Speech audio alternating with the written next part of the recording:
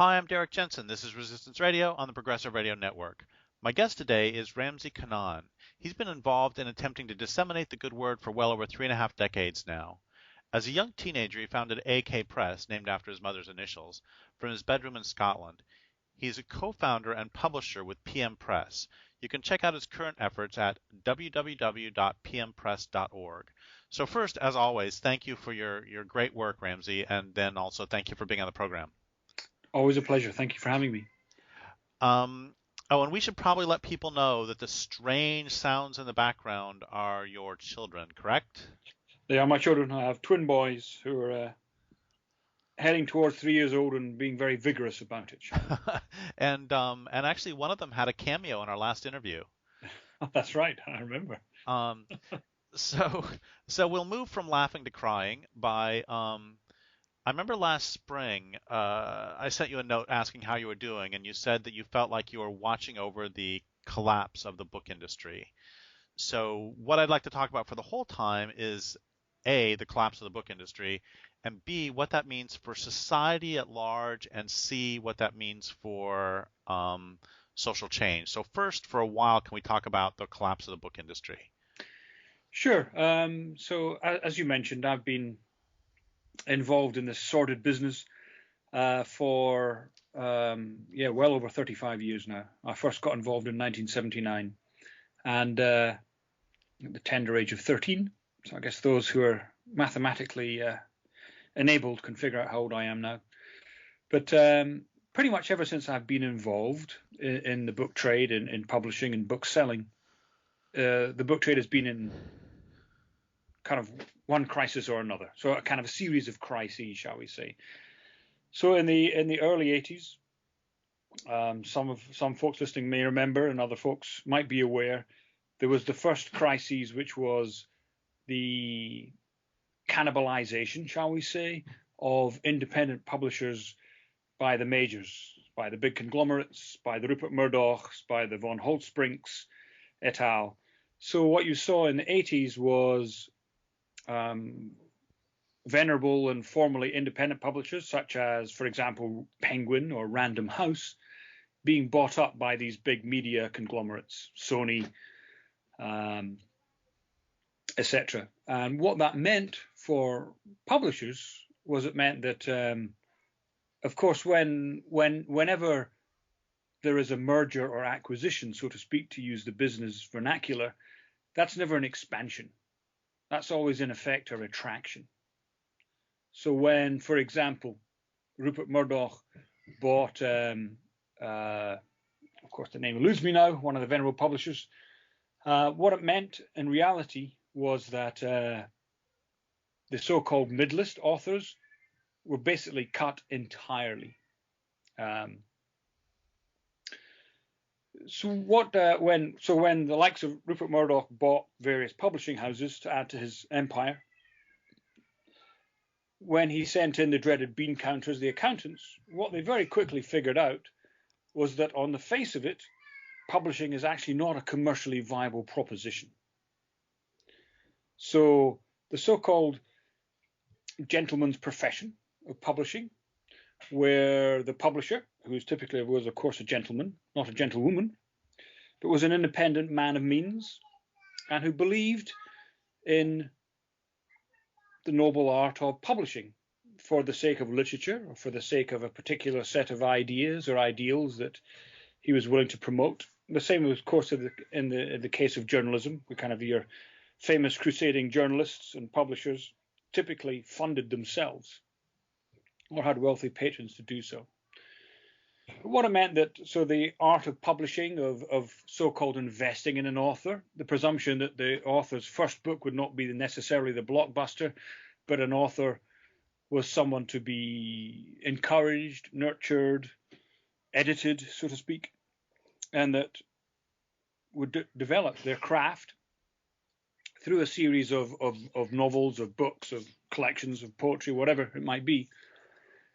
So when the bean counters moved in the 80s, they very quickly discovered that selling 3,000 or 4,000 copies of a book didn't make economic sense. And hence those authors were wholesale kind of laid off and downsized. So entire lists were cut. So this kind of went on kind of through the 80s. In the 90s, concomitant to that ongoing. But before we get there, Sure. can you talk for a second about um, just sort of bring home the social effects of why would anybody except one of those mid-list authors who now suddenly has to get a job, why would anybody else care? Why would we as a society care if the mid-list authors are getting cut? Well, of course, that's the bigger multi-billion-dollar question. But Or do you want to deal with that when you're all done? yeah, well, I think yes. I think we'll come back to that. Okay, great. Sorry. So I'll very quickly go through the next two phases Oh no, take as long as you want. It's all of great. the terminal decline and the ongoing assault, shall we say, on publishing. So the second happened in the 90s, where it wasn't from the publishing end, it was from the dissemination end, and that was the rise of the so-called chains. So I'm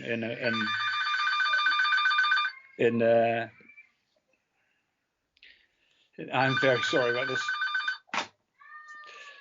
That was my phone. I apologize. So the rise of the so-called chains in the US, that was primarily Barnes and Noble and Borders. In the UK, it was a chain called Waterstones. And what the chains did was, following and seeing the success of both. Excuse me one second. Hello. Hi, Arnold. Can I call you back? This is okay. Very sorry about that. The joys of running a business from your home. So what the chains did is they looked at the success of the rise of the independents, which were an outgrowth of the 70s primarily, and not only what those bookstores were selling, which was typically books by independent publishers, but also the success of some of those independents. So, for example, if you cast your mind back in the early 80s, there's a major Hollywood film about Gandhi. And Gandhi's autobiography, heretofore published by a small Indian publisher and distributed by a small radical pacifist kind of Gandhian distributor in the UK, was bought illegally by Penguin and became an international bestseller.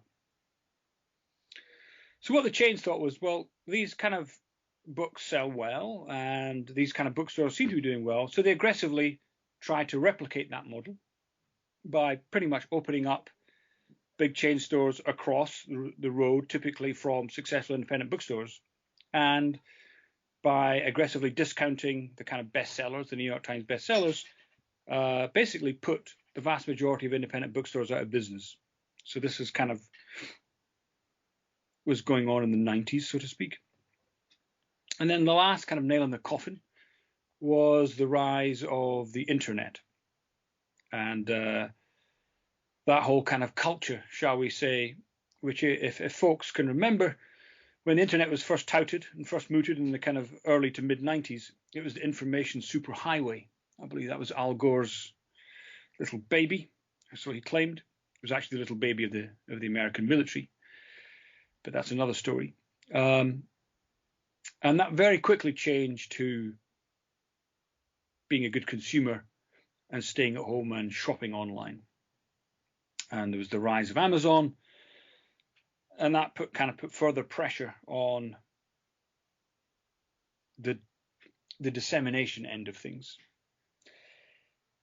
The end result of these three kind of trends were that total book sales in America have continued to fall since about the year 2007. And the rise of ebooks is actually really a kind of an irrelevant side story to all of this. Well, not really irrelevant, but it really is a kind of an obscure sideshow, because total book sales have continued to fall each year and to fall in every single category of publishing, with the exception of romance novels, who actually have seen an increase. But in every other category of fiction and non-fiction, sales are actually falling. And when I say sales are falling, that is the total sales combined of all formats, meaning hard copy and ebooks. So why ebooks are a kind of barely relevant footnote to this bigger picture is that all ebooks are doing are cannibalizing a shrinking market. So that's the kind of state that the book trade has found itself in, shall we say, today, and why I'm claiming that it really is kind of collapsing. In many ways, it's very analogous to what the music industry has been going through over the last kind of decade. I think the book trade is probably about 3 or 4 years behind the kind of music trade. And so I want to ask you a specific question, and then let's jump to a larger social question. The specific question is, so when the chains came in and they would heavily discount the bestsellers, I'm wondering and obviously every independent bookstore is different, but where did independent bookstores make their living? Because the people who ran them obviously had to pay the rent. And did they often have like a little bestseller section that would make them money every time Stephen King comes out? Then they make a little bit of money to pay the rent, or did they make their money nickel and dime on every mid-list or every pacifist book or every anarchist book or every environmentalist book or whatever, sort of niche they had? Well, I think it's a mixture of both. So at their best, either independent bookstores provided a niche, as you said, that wasn't being otherwise filled. That might be politically, in the sense of what came out of the various social movements of the 60s, which typically means actually the 70s. There was the rise of pretty much, you name it, gay liberation, the feminist movement, black power, etc., etc. Not only did all of those various forms of struggle produce a literature which heretofore typically hadn't existed. I mean, before the women's movement, the concept of even something as kind of generally banal as women's fiction before the 60s literally didn't exist. So I don't even mean like, sort of rabid, so-called bra-burning texts which are, assaulting capital and the state and patriarchy head on. I mean, fiction written by women, whether or not it even addresses the kind of so-called female experience, that concept didn't exist before the 60s. Before there was black power, black liberation, there was no such thing as black literature.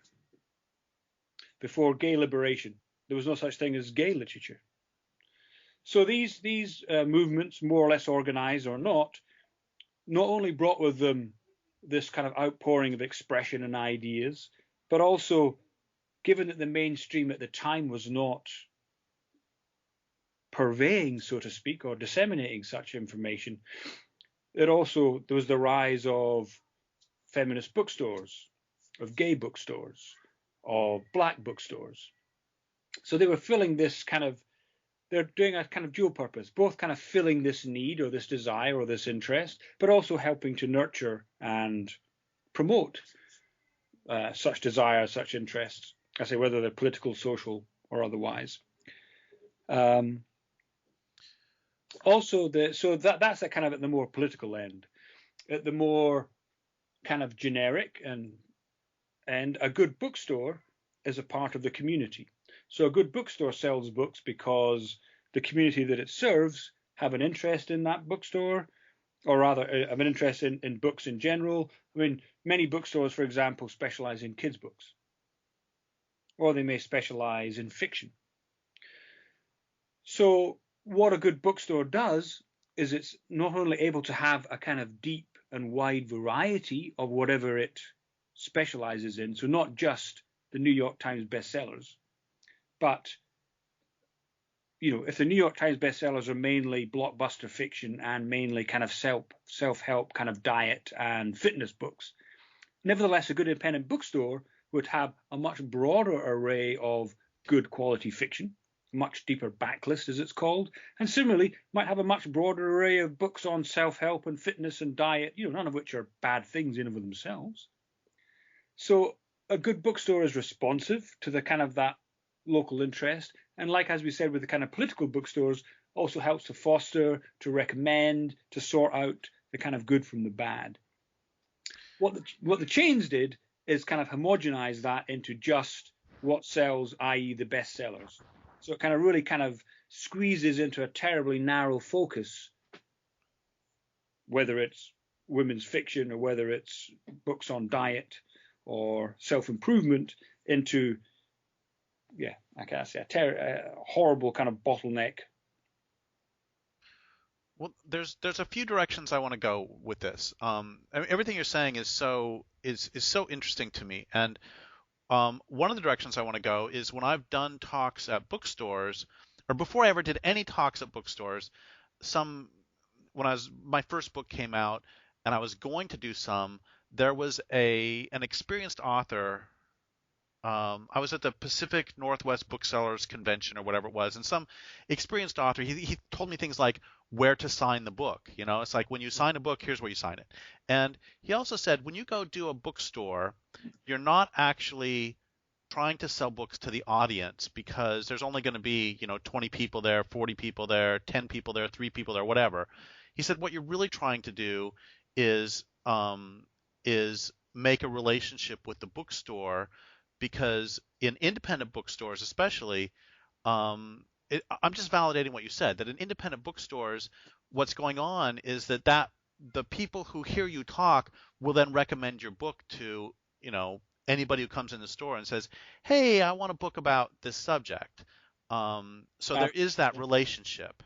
Absolutely. And I think that has been in the trade, it's called handselling. Often you'll see it if you go into a bookstore and they'll have kind of, staff picks or staff recommends. But more often that's to do with the customers of a bookstore and the staff actually having a relationship. Hey, I remember last month you really bought this book. Well, we just got this one and you really like that one, because I have some understanding of where your tastes lie or your interests are heading. So exactly, it's that kind of personal recommendation, and it's Amazon with its kind of weird algorithms actually tries to recreate, with its people who bought this will like that, which is an incredibly imprecise and occasionally hilarious, way of. I mean, one of the classics of Amazon was when they had people that like Martin Luther King will also like Planet of the Apes, for example, was one of their algorithms. So, I say occasionally hilariously and horrendously, the algorithms come up spectacularly weirdly. But yeah, that's what Amazon is exactly trying to recreate, that kind of human interaction and experience, which is so vital on so many levels. So the next direction I wanted to take this for a moment is there was a used record store back in the 70s when I was a teen that I used to go to all the time. And discovering Rory Gallagher, the Irish guitarist, was a major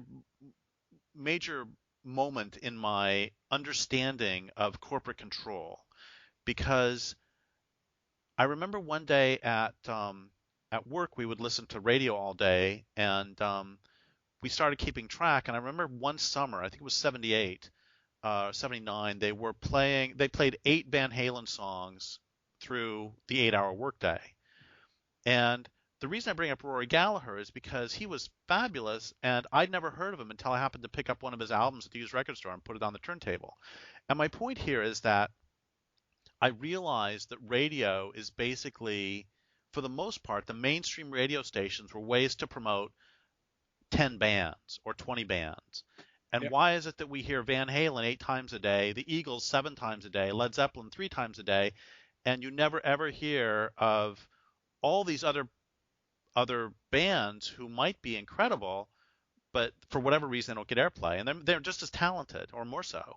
And so, do you see what I'm trying to get at with bookstores? And then, so Absolutely. So bookstores serve a similar function, and so I say the beauty of the independents, as I alluded to before, is that they have the kind of interest and hence the breadth of titles that they're willing to stock, which the chains are predicated on the quick and easy profit and turnover. So basically, as are the major labels, whether that's a record label or a book publisher, the majors are interested in churning out lots of stuff, whatever is perceived to be trendy, and throwing it all at the wall and hoping that one of them will be the next blockbuster. For the 999, which are not the next blockbuster, they are immediately discarded. So one of the things, again, one of the benefits of the old independent bookstore was an independent bookstore would expect to, quote, turn its inventory, meaning to sell its inventory 3 times a year, was their kind of margin of operation, meaning your average book in the store, they'd expect to sell 3 copies a year.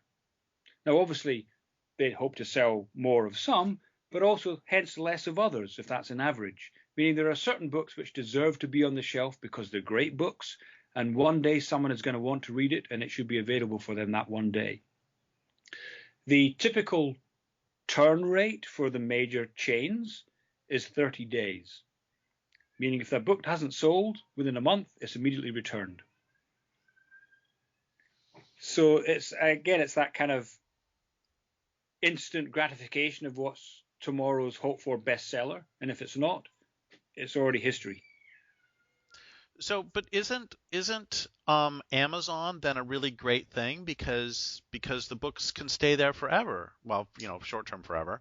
So I can get a book that might have been taken. There's a local bookstore that I just love, Jefferson State Books up here in this county. The guy's so courageous to open a bookstore in this economy and in this collapsing industry.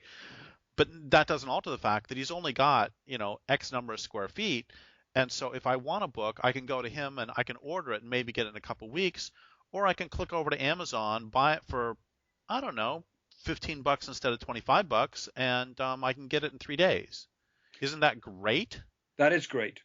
And it's great if you know what you're looking for. And that is all true. So yes, on the face of it, that is fantastic. So if you know what you want, Amazon is the world's repository of books that are available. Undoubtedly, that is true. However, most people don't know what they want. Most people come across stuff because they hear about it, it's recommended to them, whether it's by that old-fashioned bookseller saying, hey, I know you really enjoyed this book, this one has just come out, or I've just discovered this one, I think you'd like that one too. Or however else someone hears about a book, an idea, whatever it is. So as a repository of stuff, which is all Amazon is, it's a fantastic warehouse of stuff. But you have to know that you want that 12-point ball peen hammer to buy it on Amazon. Similarly, you have to know that you want book X to buy it on Amazon. The trick is, if no one knows books, A through Z minus X don't exist, how is anyone ever going to know they exist? And therefore, will there be any way of a book trade, professionally speaking, let alone a culture or a political movement, which will be able to sustain and interact with such ideas or such literature? So what we've seen, so the Amazon phenomenon, coupled with kind of digital technology, means that more and more and more, it's easier to make your own stuff, digitally speaking. You can make your own book, you can make your own CD, you can make your own movie, and Amazon will list it for you, presuming that you have an ISBN number or a UPC code, which can be purchased. So it means that more and more people are producing stuff than ever before.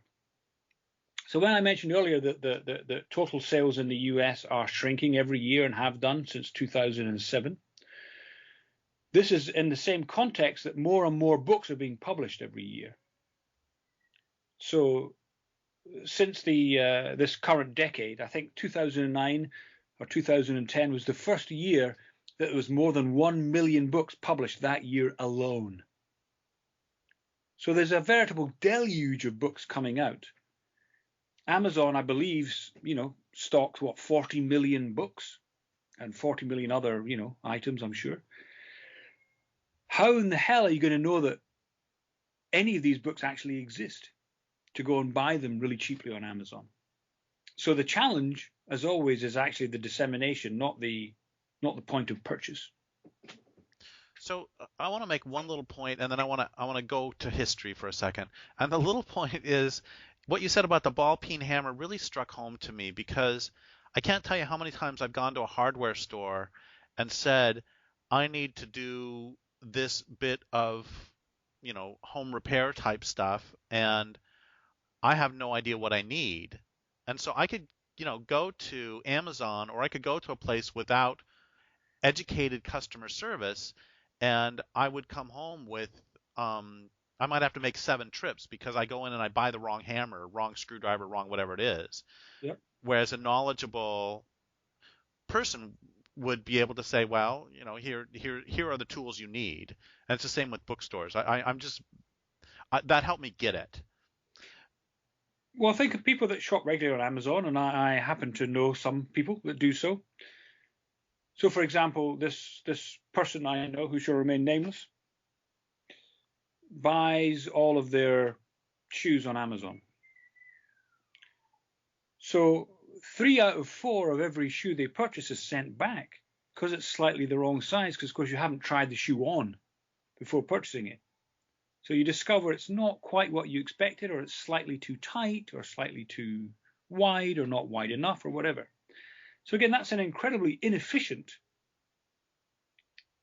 way of purely on the personal scale, it's a very inefficient way of shopping, shall we say, let alone all the other wider ramifications of consumer culture, what that entails.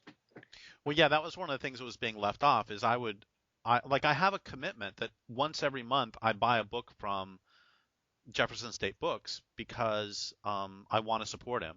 And so there's also the whole neighborhood community support as opposed to buying from Amazon. But there's another point I want to make too about digital versus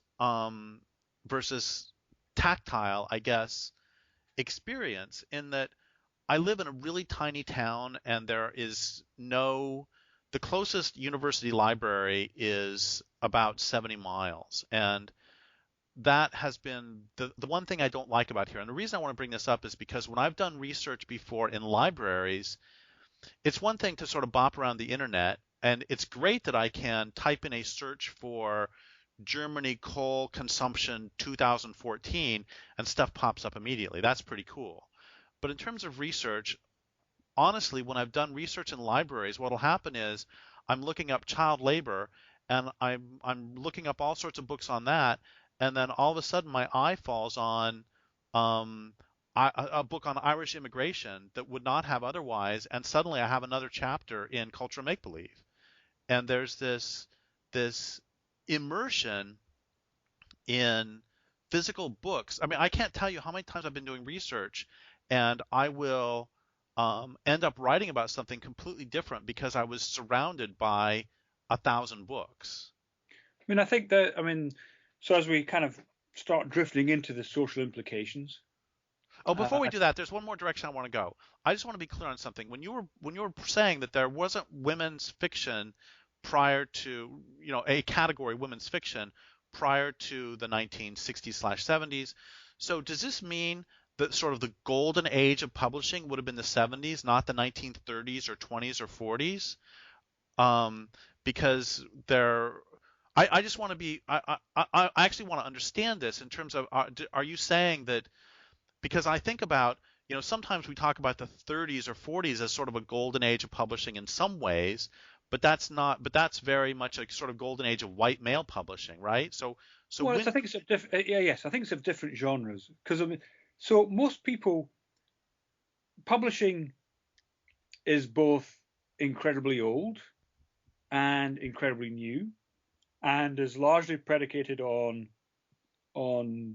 two things.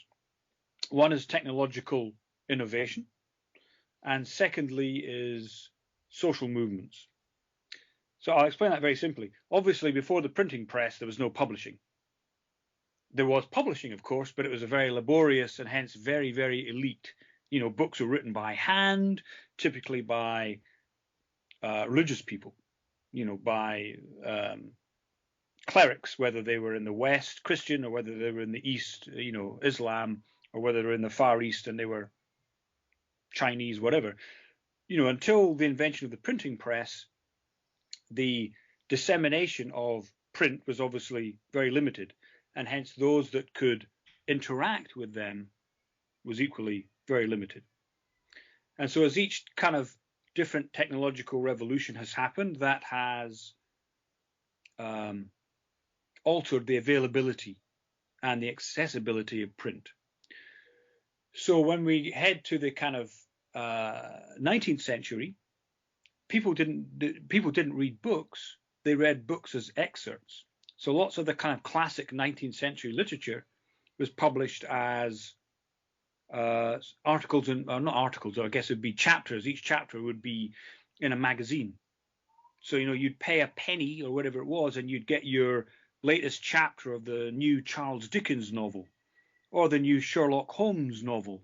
And I can't believe that little Nell died. So, that was the way that people actually interacted with print, so to speak, was as kind of like subscriptions to a magazine, if you like. So and books as such were hardcover, hence less accessible, more expensive, a more complicated binding process. So the revolution that I think you're alluding to in the 30s was the so-called paperback revolution, where various people started to bring out books in paperback, and hence made them, often I say it was these collections of these anthologies of serials, if you like, of different books. But that made them, again, more affordable, more cheaper, and easier to distribute, hence.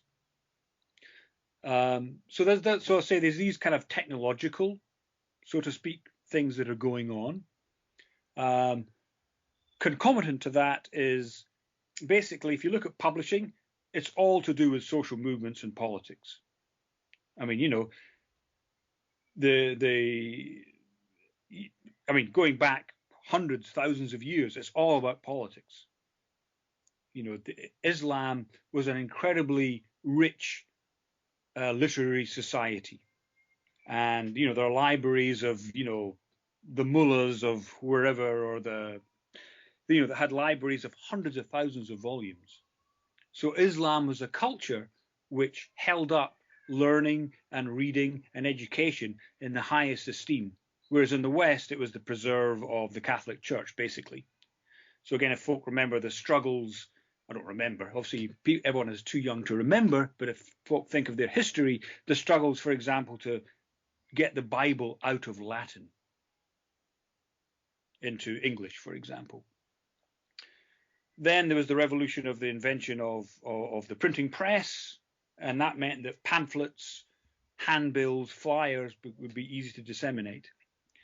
At the same time, you see at every time there is massive social upheaval, you see a huge flourishing of both ideas, and hence the way that those ideas are conveyed.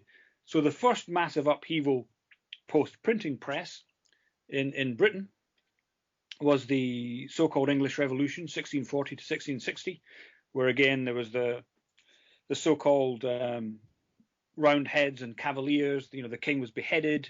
Britain was briefly a republic, headed by the great dictator and mass murderer Oliver Cromwell. But also there was this kind of revolution from below. People may remember the diggers, the levelers, or heard of these folks. And so the English Revolution had this massive outpouring of literature, both of right wing and left wing. So not only did the ranters and the levelers and the diggers and the Gerard Winstanleys and the Abizer Copps produce their tracts, their pamphlets, but seemingly the right wing did. The monarchists, the loyalists also produced their kind of literature. The same could be said of the French Revolution, 1789 in France. There was an insane outpouring of literature, both from the right and the left. So both in France, and then also in America, in Britain, again for or against the French Revolution. Edmund Burke wrote his famous attack on the French Revolution. Americans are perhaps familiar with the great hero of American liberty, Tom Paine, who's actually British and ended up in America. So Tom Paine's Rights of Man, actually, sorry, it was his pamphlet Common Sense when it came out around about the time of the French Revolution. That sold 100,000 copies in the UK alone. And that was at a time when the entire population of the UK was only 6 million, the vast majority of whom were illiterate. Nevertheless, Common Sense, I repeat, sold 100,000 copies. And then we've already mentioned how the 60s and 70s produced this massive outburst of different kinds of literature. So say you can see this kind of stuff rises and falls, say for these kind of two reasons. And I've forgotten where I was kind of going with that, really, other than just laying out these kind of two forces at work. I think I interrupted you when you were going to talk about the social and political effects of the this collapse of the book industry, this collapse of dissemination down to one company disseminating things, Amazon, etc. Well, yeah. And we never have really talked about who cares? Why would anybody care about this except for those mid-list authors who then had to go to work either at a university or doing landscaping jobs? Well, I guess there are two reasons that anyone would care. And that is ideas matter. And again, wherever one is on the political spectrum, everyone agrees, whether you are Joseph Stalin or whether you're, the Right-Wing Heritage Foundation, everyone agrees that ideas matter. There's a classic Stalin quote of saying, we wouldn't give our enemies arms, so why would we give them ideas? And, in that sense, he's absolutely right. So culture, again, whether explicitly political or not, ideas have always been a terrain that has been fought over by anyone and everyone, whether they are political with a capital P or not, whether they're involved in social movements and want to change the world, or whether they want to preserve the status quo or not, and everyone in between. Everyone, wittingly or unwittingly, has actually always been involved in that kind of war of ideas. And in, I say, most other places, whether it's in Stalin's Soviet Union or an emergent third world, ideas, poetry, music, art, culture has always been seen as indispensable, not only to the health of a well-rounded human being, but as an indispensable part of any kind of radical revolutionary struggle. Equally, the right wing are very well aware. I mean, one of the successes of the right here in America was the so-called culture wars of the 70s, 80s, and 90s. Is like, well, we will just deflect people from the fact that they no longer, that their pay packet is worth less now than it was in 1980, by the fact that they should be really bothered about kind of real non-issues like whether gays should be allowed to marry or not. So again, everyone is involved in these struggles and everyone participates in these struggles. And how... My point being that go ahead. Everyone thinks actually these ideas do matter. And how does a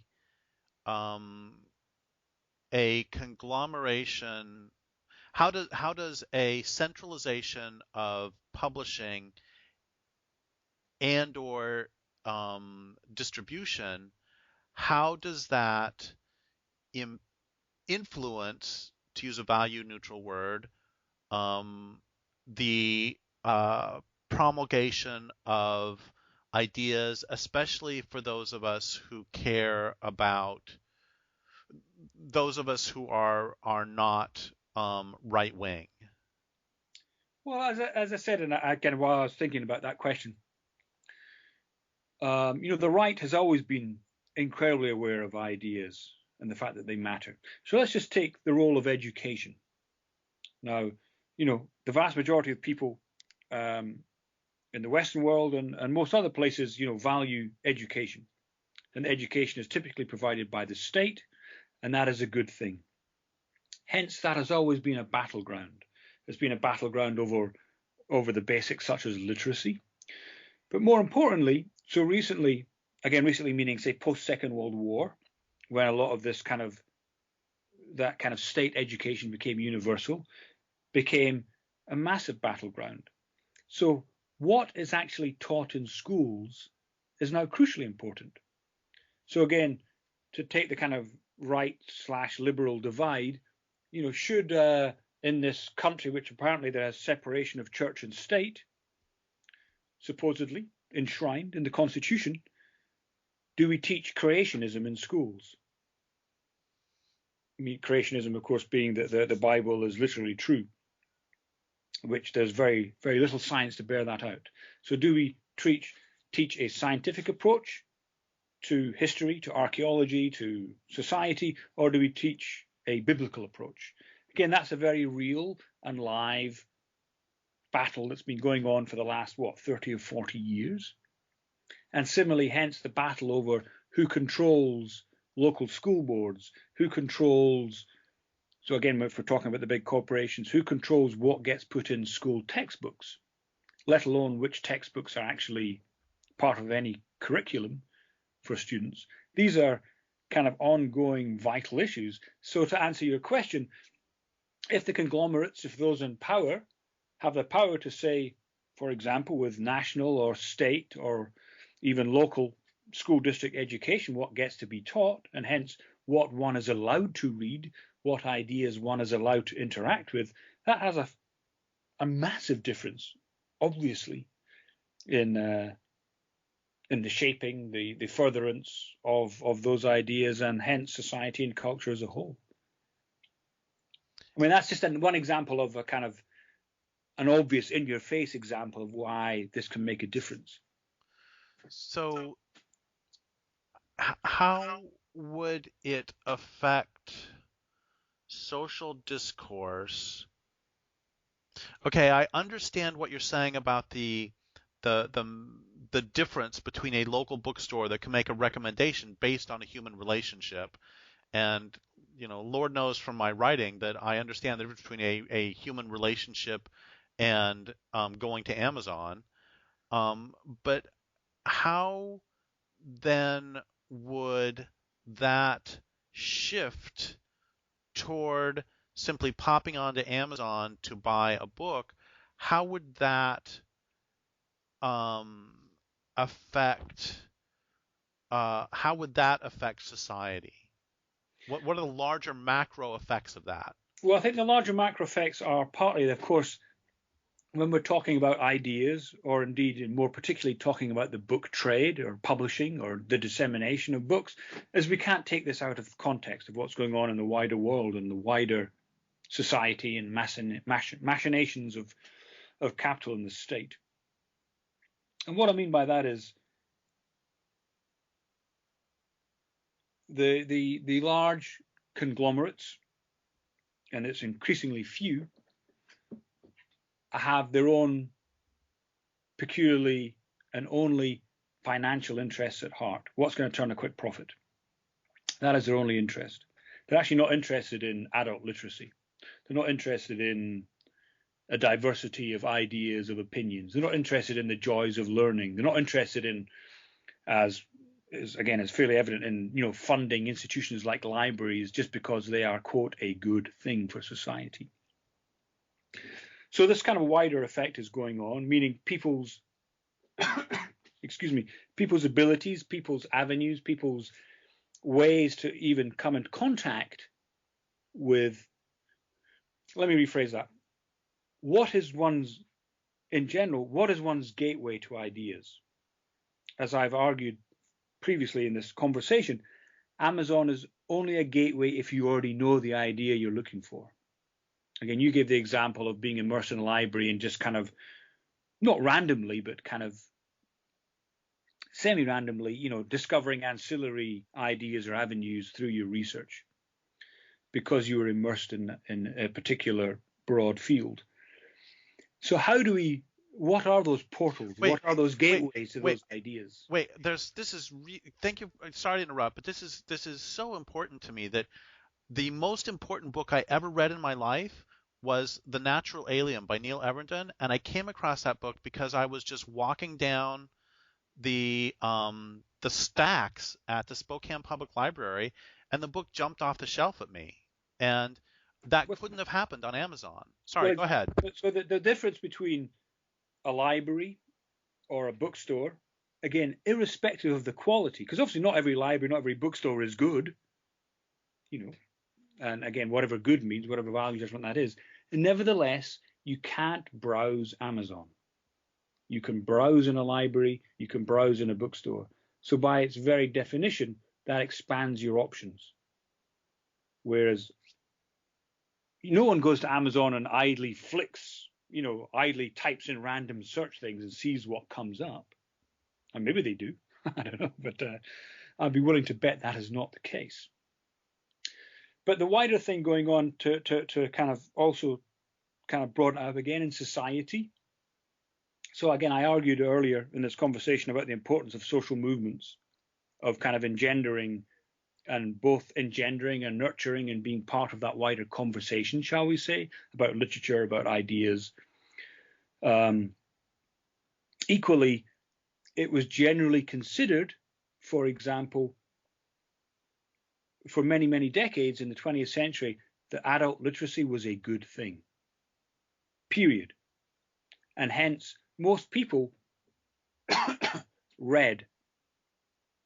Now, again, irrespective of the quality of what they were reading, 20, 30 years ago, most people read a daily paper. Even if that daily paper was a load of garbage, they were actually reading a daily paper. Now, virtually no one reads a daily paper, whether it's, so-called quality or not. Similarly, the culture is such that people, for example, don't write letters anymore. People don't correspond. Sending someone a text or sending them a one-line email is not corresponding. So the whole art and culture and banal, I don't know what you call it really, reading and writing basically are rapidly ceasing to exist. And I think that has huge ramifications for society as a whole. Secondly, the way that people still read, there's been various studies in the last kind of decade done, again, typically by not radical revolutionary folks, they're typically by, kind of think tanks at places like Stanford or, so kind of right-wing conservative with a small c kind of places. But they're pretty conclusive that the way people now interact with information. So again, you gave the example in the past of being immersed in a tactile library, surrounded by books or words and print, and you can hold it and you can discover it and you can leaf through it. The way most people now read is online, whether it's their newspaper or whether it's articles or whether it's whatever.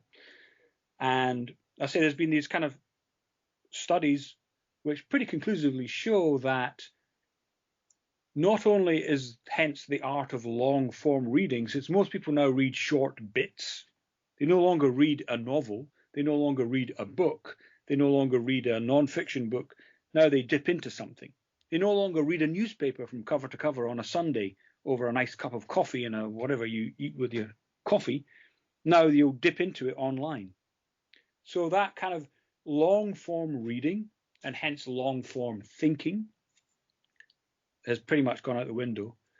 To make matters worse, again, these studies show fairly conclusively that the distractions of reading something online, all the hyperlinks, all the kind of ads flashing on the margins, that further actually affects one's brain.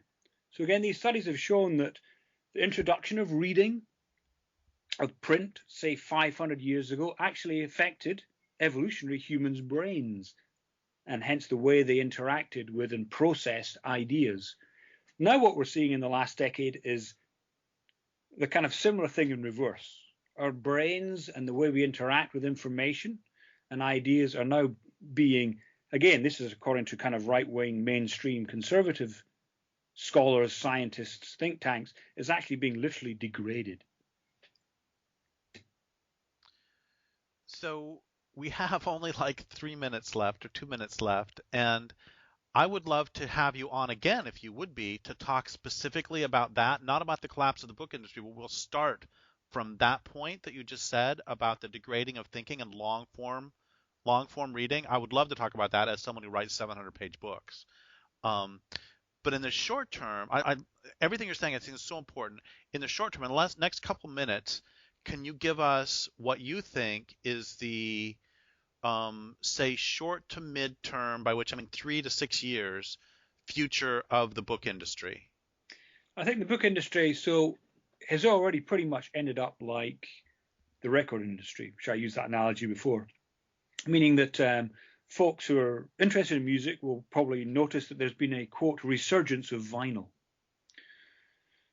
So when I say that it's analogous to the music industry, again, over the last kind of 10, 15 years, the music industry has pretty much collapsed, meaning people no longer actually consume, for want of a less loaded term, music. So in the year 2000, this is long before downloading became ubiquitous, so we can't blame that. There were more CDs were replaced as the top selling item by video games. So in a literal sense, people no longer read, they no longer listen to music, they actually play video games. So music has kind of been degraded into a niche, so to speak, where people now, kind of connoisseurs, listen to vinyl. However, the typical print run or the pressing or whatever of this vinyl is somewhere between 500 and a few thousand. And I include this of, kind of major label artists. I have a friend who works at Rough Trade Records in the UK, and he said that they have one of these kind of exclusive, record of the month club. And he said major labels with major label artists and their record of the month club, they do 1,500 copies. He said major labels and major label artists are happy to give them exclusive material, meaning these majors are happy to sell now 1,500 copies of something. That's how dire it is in that sense. And basically, we're seeing the same with books. I mean, I say I've been involved in publishing for the last close to 40 years now. My typical print run of something that I've published has been, 3,000 to 5,000. That's pretty damn niche, unfortunately. I wish it was, 10 times that amount. And that has been remained the same. But I think that the kind of the major labels are struggling, if they're honest, and willing to try and find ways of making that model work, in the same way that they're struggling and largely failing to find that kind of vinyl model work for them. I mean, I think that's what's happening. Well, that's depressing. I mean, it's actually considerably worse than that. I mean, part of the problem is the book trade is disintegrating. No one is even willing to talk about it or acknowledge it. And secondly, what the major labels are doing, other than the kind of typical mergers and acquisitions, again, as folk may remember, in the last year, Penguin merged with Random House. So two of the big five merged. And again, that's never an expansion. That means they're laying off half their staff, half their authors, blah, blah, blah. But on top of that, in the last year, basically, Penguin Random House announced their deal of how they're going to deal with this new situation. And that is they set up a new publishing company called Author House that they claim, which I'm sure is true, pays 50% royalties, which is fantastic. What the fine print doesn't say is that the author pays for everything. So basically, they are reinventing themselves as publishers, as a kind of pay-to-play organization, meaning you pay us, we'll publish your book. That's the future of mainstream publishing.